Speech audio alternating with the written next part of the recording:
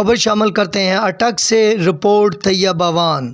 اٹک میں سویڈن واقعے کے خلاف احتجاجی مظاہرہ۔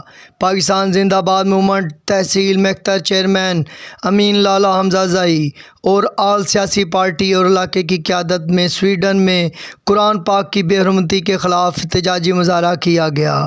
پاکستان زندہ باد موومنٹ کے مرکزی چیئرمین چودھری محمد اسرار، مرکزی سینئر وائس چیئرمین سید ذاکر شاہ فریدی اور بلوچستان کے صوبائی جنرل سیکرٹری اللہ یار اللہ خیل کی کال پر تحصیل میختر پی زیڈ ایم کے تمام ممبران نے احتجاج میں شرکت کی۔